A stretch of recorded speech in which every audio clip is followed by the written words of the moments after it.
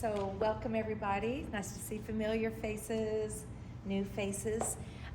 So today we're going to be talking about the middle school model that's been developed, that's going to begin next year. And the idea is for that to be the model for at least 4 years, and I'll explain that to you. Some of the feedback that I've gotten both in the form of surveys last year and also many conversations over a couple of years about what would the middle school model be, what's something that we believe we can commit to for a long period of time, what's the ideal for our campus, is what's really come together to help shape this, plus what are other schools doing as a middle school model, what have schools done that I've been part of. So we're kind of have built on experience, we're building on people's ideas and what you as a community think would be best for your children. So I'm gonna walk you through that and what we're thinking. Please feel free to ask questions or clarification any time along the way. Not every detail has worked out, so I will point out to you when I'll say this is an idea, this is a model. Some of this cannot be set in stone quite yet because we need to know what the enrollment's going to be on one hand, and I'll explain why that will be important later. But the model is the model, and whether we have a few children or many children, this is the model that I'm putting out there that you could look forward to for your children when they stay with us through the middle school.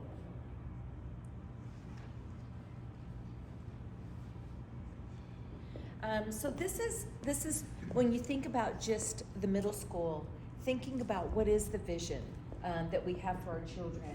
I've just kind of written that ultimate goal down here for you. This is my vision of what I think we want to prepare our children for.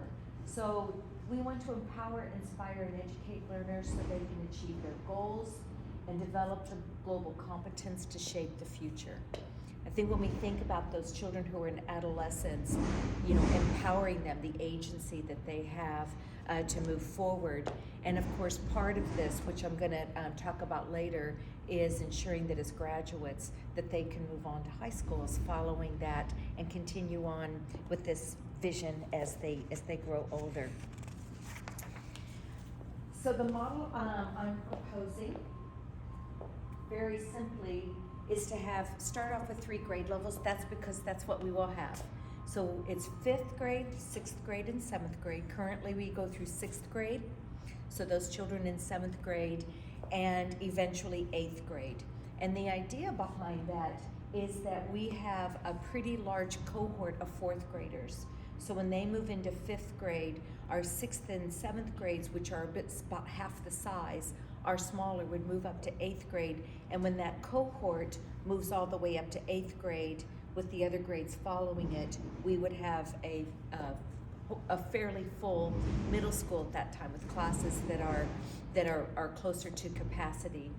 And in those 4 years, we can decide if we keep the 5th grade as part of the middle school, or does the 5th grade go back to be part of the elementary school. And I've been in schools where we've had the growth in different years, and we've expanded or narrowed the middle school. I've also looked around other middle schools in the area. In my hometown, we did that same thing. I had some nieces where middle school had 5th grade, some where it was just 6th, 7th, 8th, and so on. So the point of that is to expand and contract that to keep it sized correctly. Now last year, our 5th grade was in a middle school model. So we've had experience with the 5th graders. The idea is to keep each cohort separate. So 5th graders will be with 5th graders, 6th graders will have their own program, 7th grade and 8th grade, and so on. So this model is not a combined class model. And if we have the numbers that we have now, my intention is to keep it that way, so that 5th graders who we know are at a different stage and age developmentally than 7th graders, they would be operating more closely most of the day as a classroom and as a group. The idea is we'd have 4 core teaching staff, so something that is typical and also very important to this community is that we have specialist teachers. So the idea we would have a Chinese teacher, we would have a humanities teacher, we would have a math teacher, and we would have a science teacher. And that those teachers would teach those core subjects to 5th grade, 6th grade, and 7th grade during the day. The Chinese, just to be clear, is not just Chinese language. It's very much like English. It's humanities. So at present, in 6th grade, for example, Qing Laoshi, she teaches Chinese language, but she teaches culture and she teaches history. So that would not change.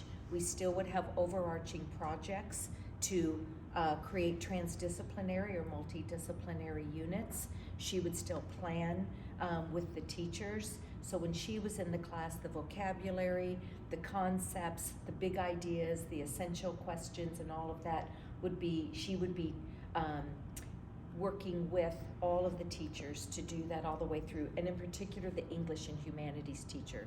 So it's kind of like Chinese and humanities together. And when you see the schedule, there's different times that they'll also be co-teaching.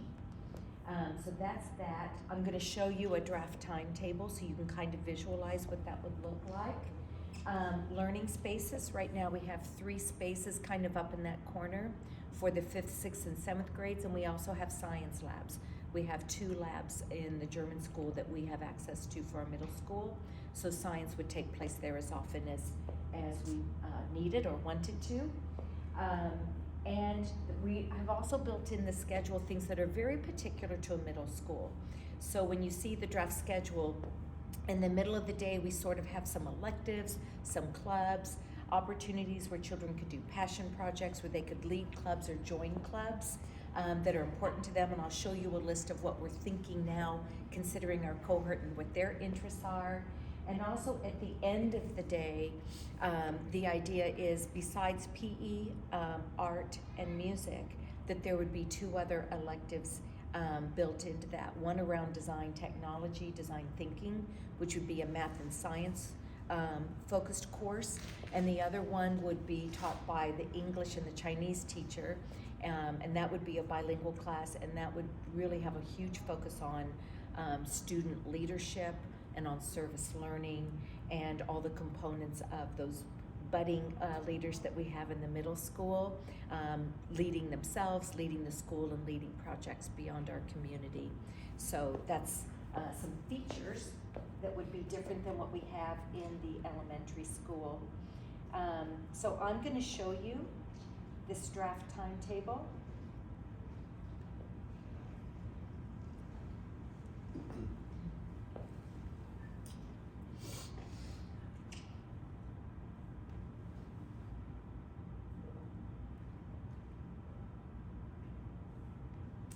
Make that just a little smaller so you get a little bit more of the whole picture. This is a draft, and I'll scroll it down so you can see more of it, but I kind of want to highlight how the first half of the day would begin. The thought on that is the children would move to class. They would go to science, they would go to math, they would go to Chinese, and that they would have these specific subjects. The periods would be 60 minutes, currently they're 40, so a longer period of time so they could go a little more in depth. The first day is advisory in a middle school. That's a time where they can come together, they can review what had happened the day before, get some announcements, study skills, whatever it is that they need to work on. The advisors would work with them on that. And then they would have a break, and that continues on. So this first part is pretty much focused on, as we've drafted it, on those core subjects with a little break in between. And then the afternoon, it starts shaping a little bit differently. So you can see we have a lunchtime and an elective time in there, so that the children would have, that could kind of blur or blend or expand how we wanted it to. But it basically gives us an hour and 20 minutes for lunchtime, some rest time, and also doing some electives and clubs. And I'm just going to scroll down so you can see a little bit of what we have been thinking about so far, looking at our learners that we have. So we're thinking things like an art club. So right now, Young Lauscher has started an art club, so continuing that, something specific to middle school. We're thinking maybe bringing in Math Olympiad for those students who really enjoy that sort of competition. I have robotics, and then some sports clubs, badminton and ping pong and things like that. We have some teachers who are interested in teaching photography. We have some who want to start a school newspaper, and the children are pretty excited about that, so we've got that in there. So you can see we have sort of a smattering of things that right now the children are interested in. The idea is that we would ask them, you know, what do you most want to do? What are you interested in? You know, what are you passionate about? And then we would make sure we had a coach or a teacher or an expert or someone to work with that with them. Some of these might even be led by the children. You know, they might decide that they want to lead a ping pong club or something like that. So we're going to leave that pretty flexible for now and shape that once we can sit down with the children and work with them on what they want to have available. And then in the afternoon, it's that last period is how we have that right now, a break. And then it again is reshaped. So in that last hour, again, we've got our art, PE, and music, but we want to bring in these other ideas together and get the children working together as a larger team and have more teachers working with them. So that's where we're looking at some design thinking, some STEAM. It doesn't all need to be in the same class, but we do have a design thinking model. So you might have a group working on a project, and some might be in different places of the project, could be independent projects there. And the last one is the leadership and service one that I was talking about. So those would be team taught, and those would be some cross-grade opportunities for the children so that they could mentor, you know, the 7th graders could mentor the 5th graders and so on as we go through that. And so, as you can see down there, right here at the bottom, those would be co-taught. So we would have teachers with that. And that could be, with the Chinese teacher, our intention is that would be bilingual as well during that time as we go through that. So that is a draft of the model. Did you want me to pause here? Do you want to ask some questions? Is there anything you're wondering about? Yes. I heard that you guys are gonna bring in student government, and is that still on the plan? Yes. So the student leadership, I think absolutely would have student government. We could go student council. We also have previously had houses, so we're going to look at the house system as well. So the idea is we would have student government, and not just in middle school. I think we would have younger children in student government, but it would be led by the older cohort of children. Okay, are you implementing that? I heard you're implementing it this year.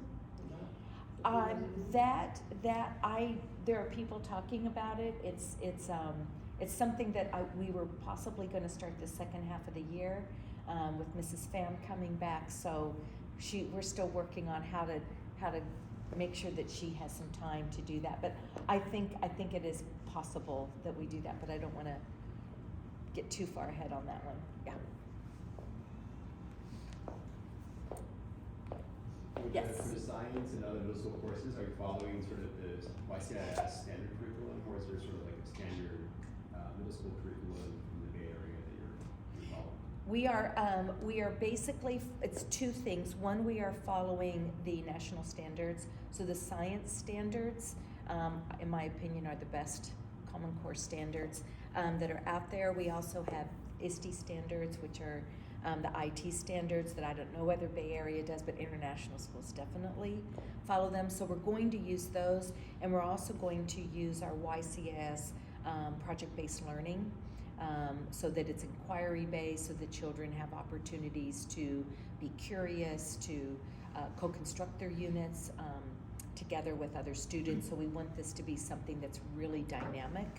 But as far as the subjects of what they follow, we do look at what all of the communities are doing in the area, because of course we want our children to be prepared for high school and to have all the core learning, core subjects, and core standards so that they're more than prepared. So, yeah. Yes? Yeah, could you tell us a bit more about the humanities subject? Like, and is this one also going to be taught in both Chinese and English?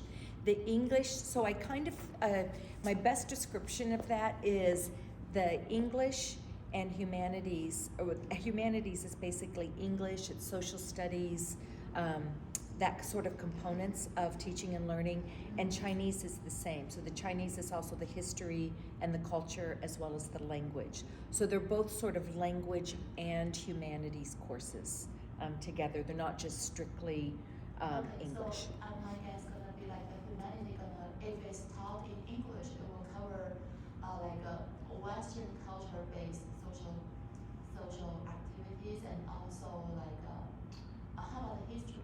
Yes. Is it gonna cover the Western world history? Then the Chinese gonna focus on Eastern culture-based Yes. stuff? Yes. Okay, so then they're gonna be kind of separate, but there's some common ground between. Exactly. Okay. So I'll give you an example. So in 6th grade right now, they're teaching a unit, and the overarching unit is around structure. So they share the same big idea, the overarching concepts, and as they go through the unit, there will be some things that Mrs. Chen will be teaching that are, as you've just described, more historical. She's doing a lot of the science because she's a scientist. And Qing Laoshi, she's looking at different dynasties, she's looking at different leaders, historically and culturally from China. So when they are moving through the unit and moving through essential questions or understandings, the children are getting an East meets West education. So they can synthesize that, they can see how the similarities and also the differences along the way. But we want to ensure that they have both. They have equal standing in both of those. It's definitely a feature of our curriculum that we're using this year. And then based on they will have an opportunity to take in both the east side and the west side, like humanity and history and culture. So how do you guys deal with the conflict in between? So when they get older, like this children go to like 5th, 6th grade, they will have their own kind of recognition and understanding. Some of the say humanity in Eastern world and Western world are different when they come to one single object. And how you guys deal with the conflict when the students have concern, questions, confused, something like that? Yeah, that's a good question. In fact, one of our concepts is conflict and power. So we head on address those.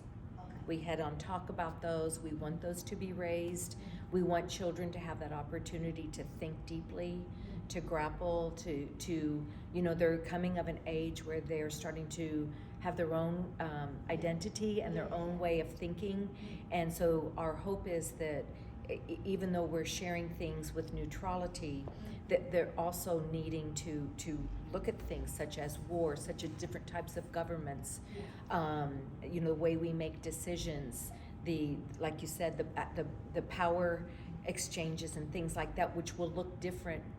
Not only do they look different west to east, but they look different in different parts of the east and different parts of the west. So they're quite broad concepts that we want our children to start grappling with it. So what we tend to choose is to narrow that down to an area, a period of time, so that they can spend some time thinking about that. So our job is to kind of narrow that and then expand that back out as they start showing their curiosity, or they want to know more, or in many cases making connections to something. And that's where that sort of project-based learning comes from. But we hold ourselves accountable for the standards and for the learning and teaching. So no matter kind of where that goes, we know what we're responsible for, and we know what the children need to understand and learn and skills. I just wanted some historical context and in terms of where we are now. So you mentioned that the 5th grade was part of the middle school. Was this last year, and that means that they had specialists? Okay. And so how about this year for 5th and 6th grade? Do they have specialists? No. So Math and science and no. So this year we've got very small classes, 10 and less. Classes. So what we've done this year is to go back to more of a primary model again, as you probably know, some schools will actually even go up to 6th grade, and that's like, I grew up that way. That was part of the elementary school. So it's a flexible time, but our intention is next year, even if it is a small class, we still will commit to the separate specialist teachers and a schedule a little bit more like this, and to keep it. And to keep that for at least 4 years, even if the numbers fluctuate, because I want parents, you know, who have younger children to know this is going to be there when I get there. To me, the only part, and I think it's a community decision too, we'd involve the parents and the teachers, is around that 5th grade. Are we happy to keep that in the middle school? Do we see the benefits? Or do we think it's maybe time to move it and keep it more part of the elementary school? What's going to be happening at the same time is we're growing from the bottom. So I'll map those 4 years out. So right now we've got 2 kindergartens. So next year, 2 first grades. So that's year 1, year 2, 2 second grades, 2 third grades, and 2 fourth grades. So in the next 4 years, I see it like a sandwich closing in. So we'll become a 2 formentary. So 2 of each grade level going up. And then at that point, we decide 5th grade, do we keep it middle school, or do we bring it down, or do we wait 1 more year? And I think it's win-win either way. It's more what's right for our community and what do we want and what do you want for your children. So my hope is when we get to that point, that we're kind of at a really nice size, comfortable. There are lots of benefits of having a larger cohort like that, so the children can mix and have more social opportunities and things like that. So that's my hope. Now, of course, we'll see what the numbers bear out, but right now, that's what it looks like it could be. As far as the new headcount for the specialists, are you guys hiring from internally, or are you looking at both external and internal? Yes, thanks. That's a good question. So right now we don't have a math specialist. So we're looking outside. We've had math specialists work at our school before, so I've been talking to them and the children and the parents, you know, to get an opinion on, is that the quality, you know, that they want, because of course I wasn't here last year. So I'm looking into that. We do have, Mrs. Chen is a scientist, so she's a scientist special. And humanities would probably need to look whether we have that talent within, or do we need to look outside of the school for that, because our standards are very high. You know, we want to do this and have, you know, the best quality specialists. I do believe we have more than one Chinese teacher who could step into that role and be a strong specialist. Right now, Qing Laosher's in there, so we would talk about if she wants to stay with this sort of model, because she's in 6th grade right now. So I think the bottom line is I think it will probably be a mixture, to make sure we have the best people in place and not only use whom we might have internally, because that may not be their expertise in the model. Are you actively interviewing outside candidates? I'm not yet. It's a little early.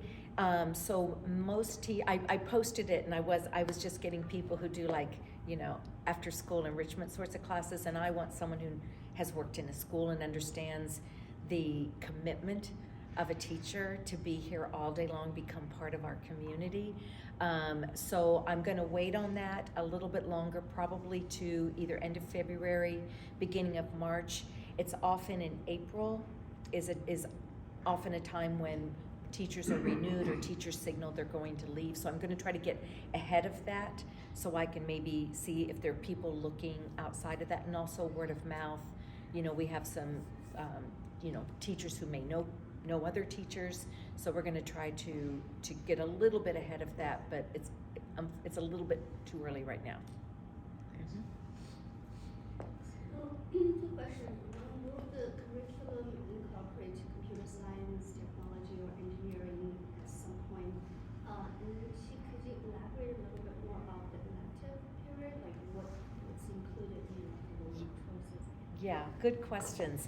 Yes, I think it's critical that we have a very strong technological science, technology, STEAM, engineering sort of emphasis. So when we hire the math teacher, that's something I'm going to be looking for. It's someone who has the not only the aptitude for it, but the experience of working in a school, because our intention is for that to have design thinking, design technology, for the elective in the afternoon, for that to be more STEAM oriented.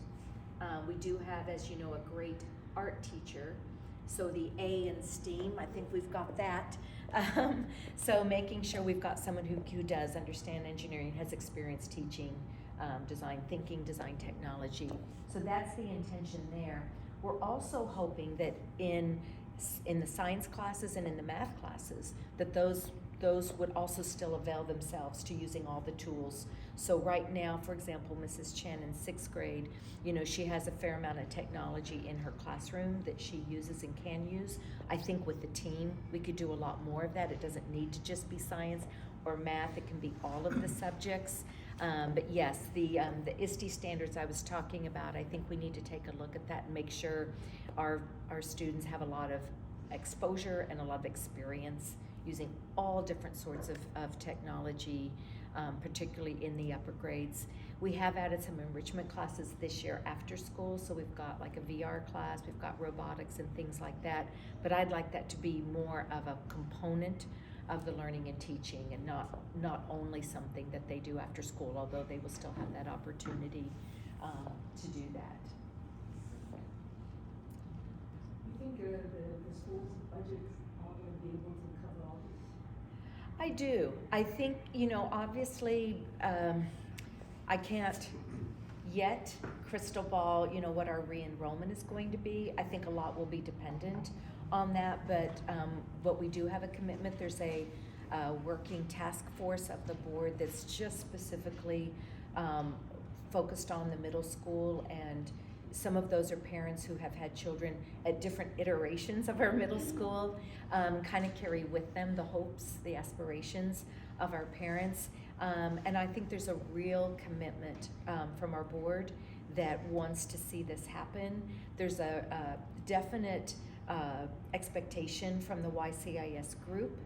Dr. Chan and the group in Hong Kong, you know, their expectation is we grow this back up. That's the model that their schools follow, and of course many of them go up to high school.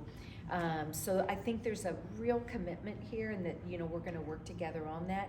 And even if in some ways it's maybe a little bit expensive to have specialist teachers, you know, that we just work that out. If we have all the children that we have now returning, I think it's a great model, because each of these teachers, though it's a small cohort, I think they would really, it'd be pretty dynamic for a group of 10 or less to have a math teacher, a science teacher. You know, I mean, I think it could be quite personalized learning, which I think is pretty awesome.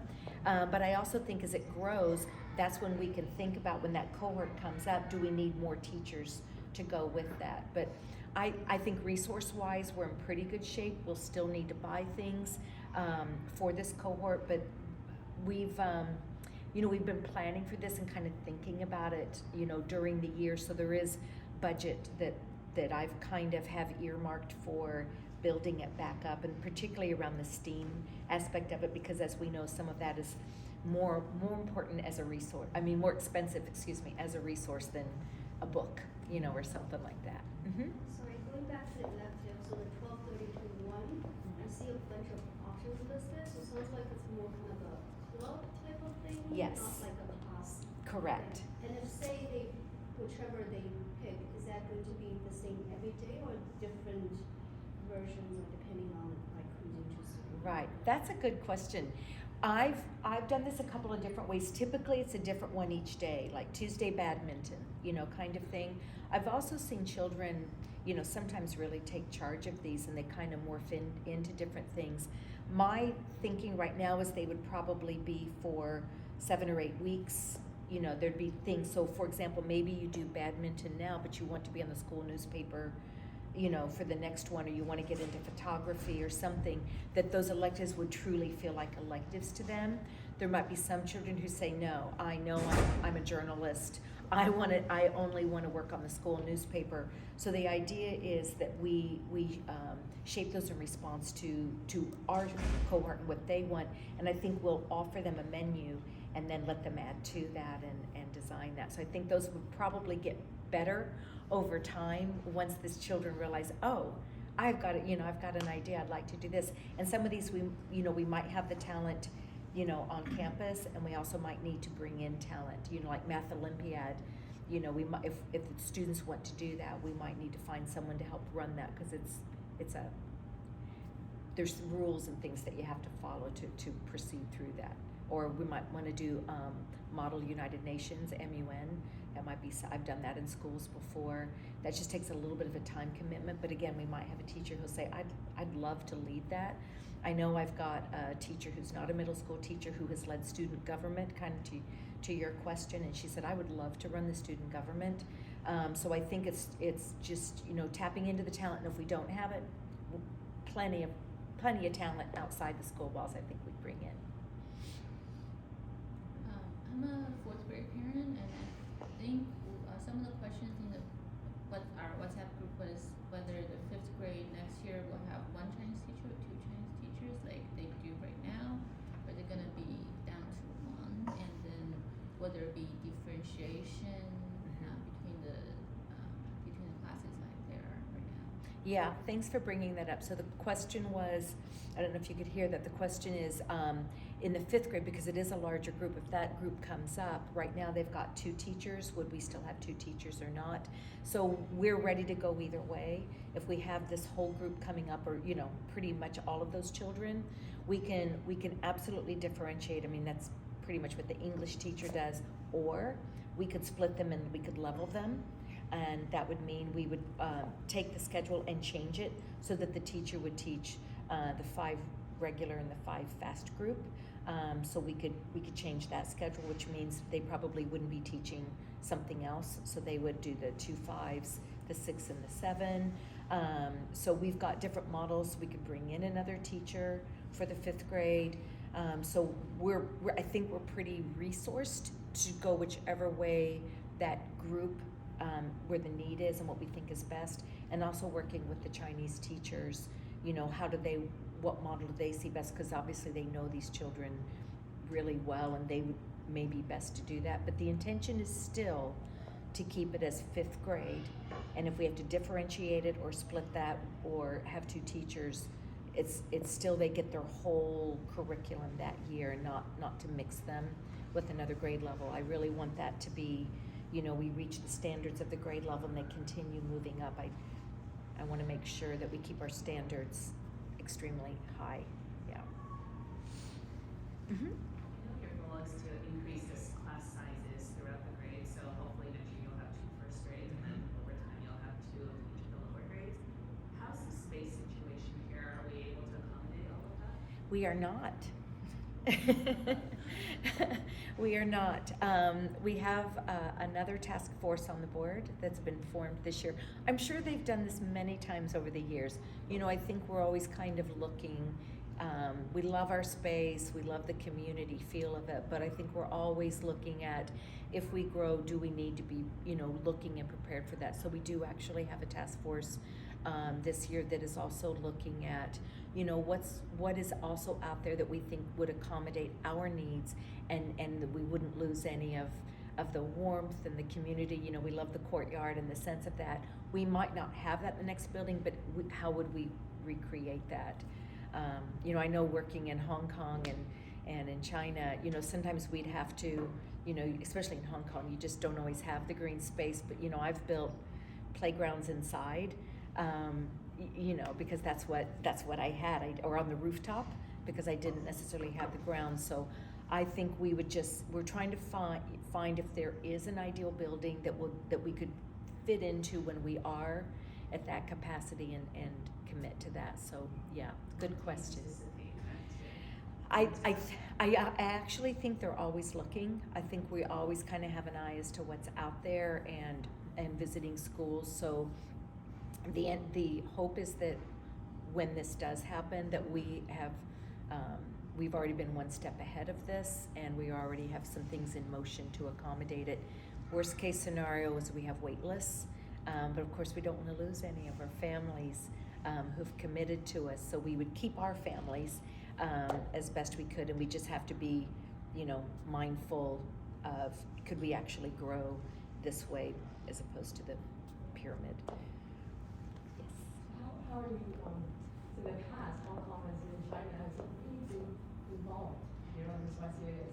So from what you're saying is, it looks like you're more involved. So how do you involved? Okay, so the question is, how is Hong Kong involved? So Hong Kong is, it's our home, it's our brand. We have wonderful support from them in many ways. So I get support twice a week. I meet with Martin Scott, who is the overarching principal. So he works with us. He's everything from guidance to support. We use some of their processes and their systems. So for example, our teacher appraisal system, the project-based learning, that comes from YCIS. They very much believe in project-based learning. They try to be a little bit leading edge. Our entire ECE program is very much founded on the guiding principles of the early childhood. So that's a very close model of what happens. When we became an independent school in 2019, that's when we've created the board, and we now have financial independence from them. So financially, we hold our own here, and so that's not the support any longer that we So they've given you like some sort of award that they're going to be like sort of guiding and monitoring, giving the standard for the same. Yes. Yeah. Why did this YCIS become an independent school in 2019? I think there are many reasons for it. One is that's really how most schools here operate. Most schools are independent, and have their board, and it allows us to be responsive to the unique, ecosystem that we're in. We've got our own laws, and rules that we have to follow here that you don't in Hong Kong. They've got their own set, and in China as well. So I think it was in the best interest of the school to be able to become independent and to be more like the other schools, and I'm sure benefits to Hong Kong to say you are ready to stand on your own 2 feet, Oh, I see. and you can go with it. But they're there because of course we carry the brand, so we want to live that brand. So the you mission. still have the leverage of the brand. Yes. Okay. Yes. Well, One more, sorry, go ahead. one more question on the curriculum. It looks like it's an hour of humanities a day for the middle schoolers. Do you know how the public schools, for example, or any other schools around here, do they have an hour of language arts and then an hour of social studies? I guess I'm just trying to figure out, do we have enough time to make sure that the kids are going to be at least on par with all the other kids as they go into high school? Yeah, I've visited both. So I visited Silicon Valley. I visited. In fact, I'm going to go to Atherton tomorrow, Menlo Park today. So I am looking at both public and private schools and looking at their models and their schedules. We also have some of our 20 schools are not just early childhood. Some of them are through. So we've got, for example, in Hong Kong, we've got the middle school that's been in existence there for a long time, and what's their model and how do they do that. So we want to be comparative. We want to make sure we're offering even better than what other schools are offering. So I am very much doing what I can, my due diligence, to see what's just down the street, around the corner, and what does that look like and what they're doing it. So some of the things that we're doing are very similar to our competition, and I think in many ways it'll be far better because I think our model is particularly our bilingual model coming up is extremely strong and going to get stronger. So I think, and also our size, there's something about having a school that's not too big and unwieldy that you really can be really responsive to your children and personalize that learning experience for families as well. So yes, it's a good question, but yeah, in fact, I'm doing a couple visits this week. Question, sorry, Yes. on the relocation possibility, is there like a geographic limit if you're looking within 10 miles? Or Yeah, within we're that? trying to stay Okay. even closer than that if we Okay. can. That's good Yeah.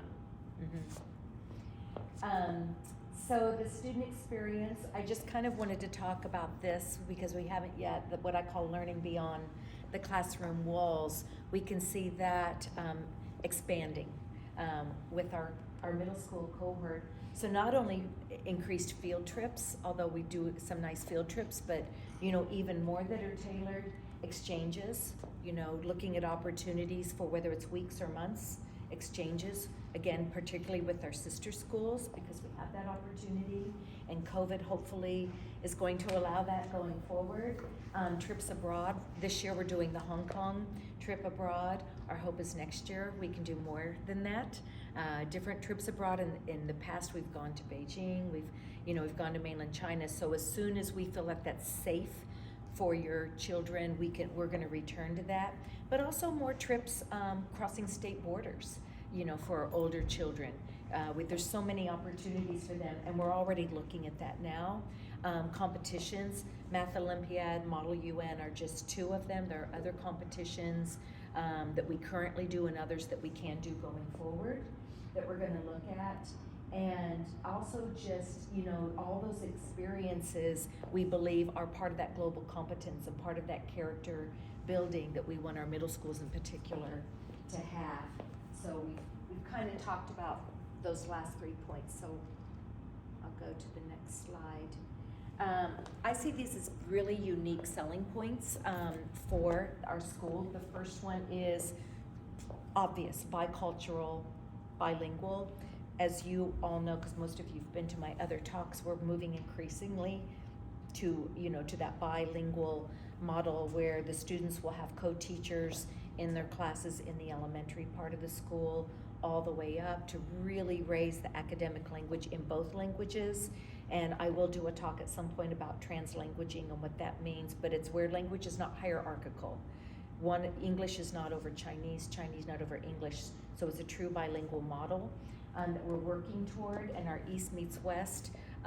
You're going to hear increasingly about that. I use that term a lot, and we've got another task force on that cultural aspect of each East meets West that Vivian co-chairs, and you'll be hearing more about that. I sent something out yesterday about that to you. Global competence.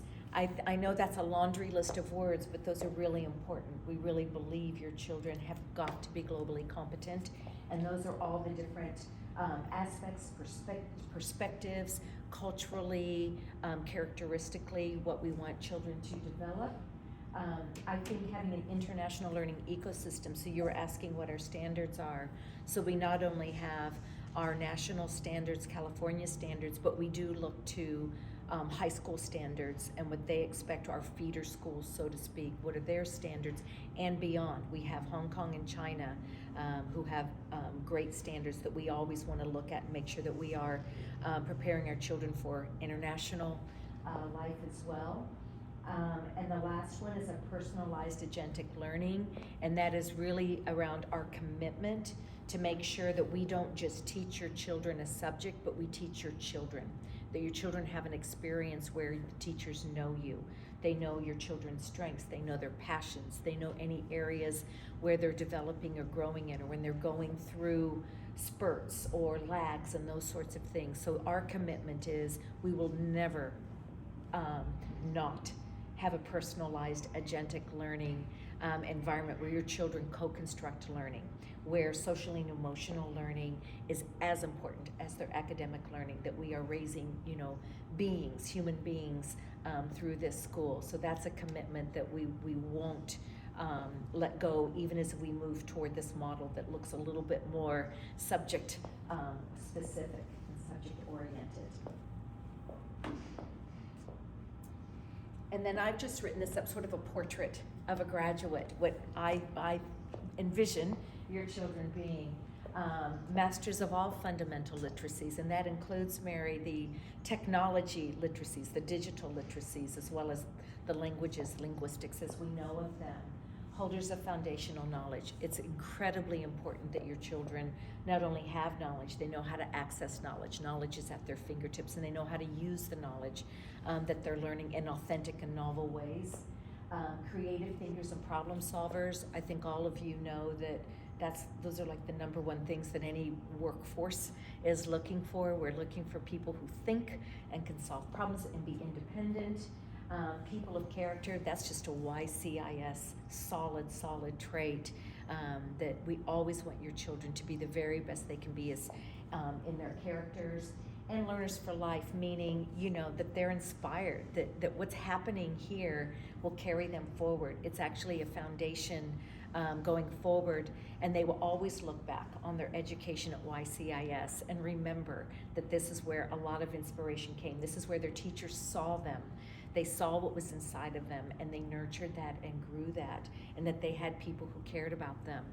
I don't know if you were here for the speeches on Chinese New Year on Saturday, you know, but just getting a taste of the alumni and what they say, how their experience here set them up for success, that it was absolutely the foundation they needed in order to, you know, to grow and go into high school and beyond. And that is something we want to hold on to dearly. We never want that to change. And in fact, we want high schools to, you know, when they get our applications, to say, oh, this is a YCIS student, let's put them to the top of the pile. We know these are going to be wonderful children. We know these are going to be hardworking children. We know they're going to be prepared. We know how they've been taught. You know, so my hope is that during this time is we, you know, that is the reputation we have, and that people know our children, you know, by their character and by their, you know, intelligence and by what they can, you know, how they want to impact the world. And we can absolutely, you know, do that in this size of school in particular in these early stages. So that's my portrait of a graduate, my vision for that. So that is the end of my presentation. Is there anyone else? We have about 4 minutes before they're going to kick me out. Is there anyone else who might have a question or anything you might want to know more about? Yes. I mean, this question about teachers really is the most important. Yes, it is. And so, you know, and we're talking about budget earlier, and the teacher, it's not easy to find a teacher. No. And who do you find? Yeah, I think different sources actually. So we are tapped into independent schools. I think sometimes we do learn about people from other people's experiences, so a little bit of that word of mouth. We do have recruiters that we can use, and we have recruitment organizations and agencies that we can use. We go through a pretty robust application process here, and teachers do have to come and teach classes, and we observe them.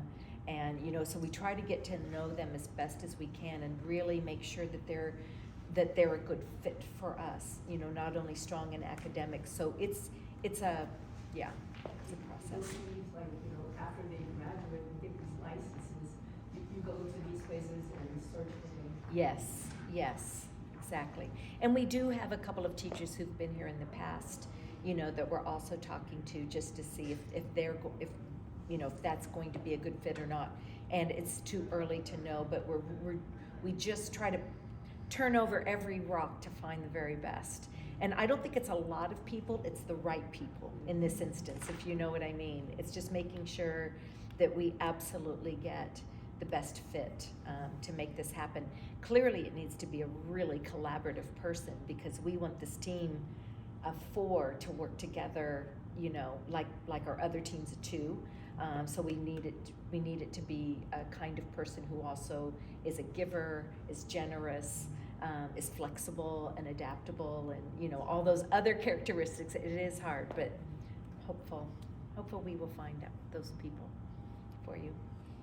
All right, well, I'll say goodbye. If there's anything else, I'll meet you at the back. Thank you so much for coming. I really appreciate it, your investment into YCIS, and hopefully you will get to enjoy the middle school. Thanks. Thank you. You're welcome.